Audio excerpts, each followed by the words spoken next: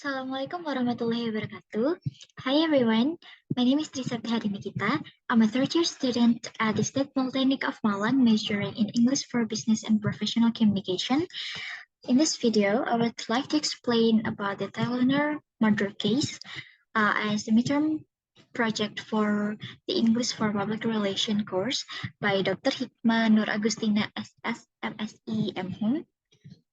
So, according to the practice of public relation written by Fraser P. Sadel and its 13th edition, which is one of the handbook that we used for this course, there are 7 questions that we need to unsolve, and I have write down the answer in the form of infographic here.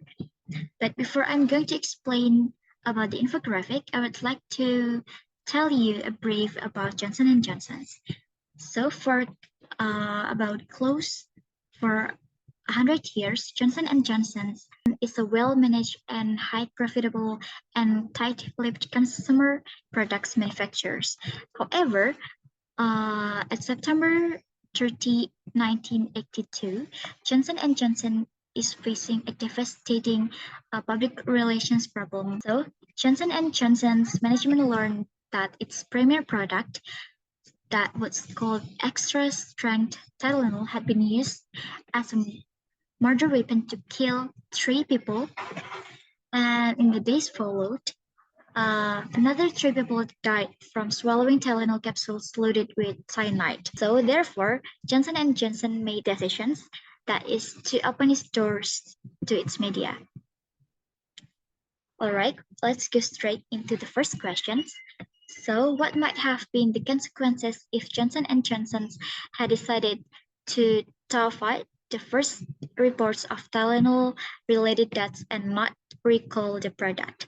So in my opinion, there are 3 major consequences of not recalling the Tylenol. The first one is public trust damage. The public trust in the Tylenol brand and its product would have been severely damaged because people might have lost faith in the company commitment for its safety for the consumer. Next, we have legal challenges. So Johnson & Johnson could have faced numerous lawsuits and legal challenges due to death caused by these poisonous capsules. And the last one is brand reputation. Why? Because their reputation would have suffered significantly, affecting not only the Tylenol sales, but also the other product as well. The company could have faced a significant loss of public trust, which could have led to a decline in sales and in market share, and this also would have damaged the reputation of the company, which could have also led to long-term effect on its business. Next, the second question is, what other public relations option did Johnson & Johnson have in responding to the first round of Tylenol murders?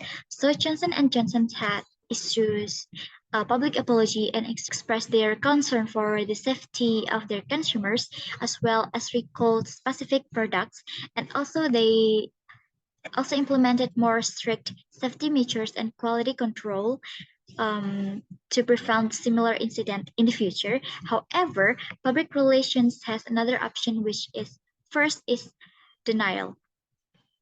They could have denied any connections between the product and also the death of the 3 peoples.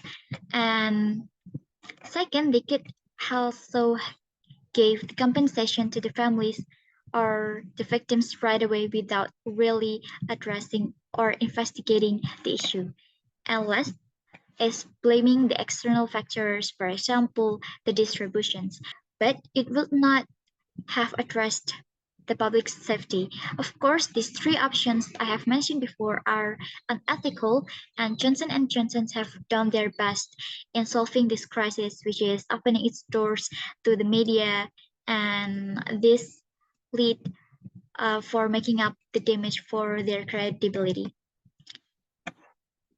And next, do you think the company made a wise decision by introducing the extra length Tylenol?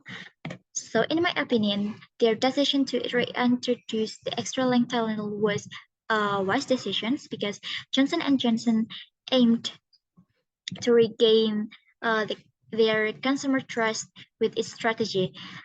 It demonstrated Johnson & Johnson's commitment for addressing the crisis and restoring the consumer's trust. Their new packaging and also their safety measures implemented after the crisis that helped to reassure the consumers that the product was safe to use. And at the end of the day, these efforts was paid off because the Tylenol managed to survive and Johnson & Johnson's remained as a trusted brand. And next, the fourth question is, do you think Johnson & Johnson should have acted so quickly to remove the Tylenol product when the second round of the murders occurred in 1986? So my answer is yes. Johnson & Johnson should have acted so quickly to remove the Tylenol product when the second round of the Tylenol murders occurred. The company's swift and decisive actions in the first crisis set a precedent for how to handle a similar situation in the future, because waiting for any more longer could have led to more fatalities and further damage to the brand. And the next question is, what specific lesson can be derived from how Johnson & Johnson handled the public relation aspect of these tragedies? First is transparency. Communicating openly and transparently with the public and the media really helped Johnson & Johnson to build their consumers' trust. And next is swift action. Acting quickly and decisively to address the crisis, and they quick decisions and also the escalations of the crisis are essential to manage the disaster or this crisis effectively. And next is commitment. Why? Because as prioritizing public health over a financial consideration is critical, implementing strict safety measures and improving their quality control process to prevent similar incident in the future is a proof as commitment to the consumer safety and well-being. Next is, what was the media environment when the Tylenol crisis occurred, and how might the result have differed if the crisis occurred today? So the media environment when the Tylenol crisis happened was different from today's environment because at that time they still used the traditional media such as newspaper, radio, and televisions, and that were the primary sources of news and information. Today, social media is much more a significant role in shaping public opinion and disseminating information. And finally, we have the last questions. How do these sections demonstrate Johnson & Johnson's concern for customers, and how do you think Johnson & Johnson would use this website to communicate with the public if the new health scares surface?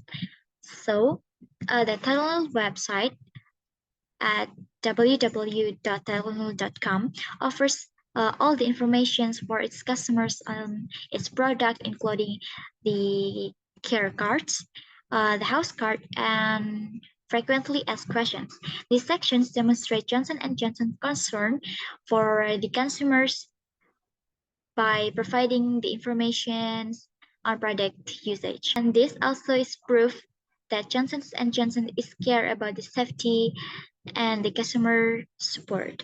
And if Johnson & Johnson has a new health scare surfaced, in my opinion, Johnson & Johnson will likely use its website to communicate with the public in a transparent and a timely manner, and is also providing any updates about the situations and the action that the company is taking to address the issues.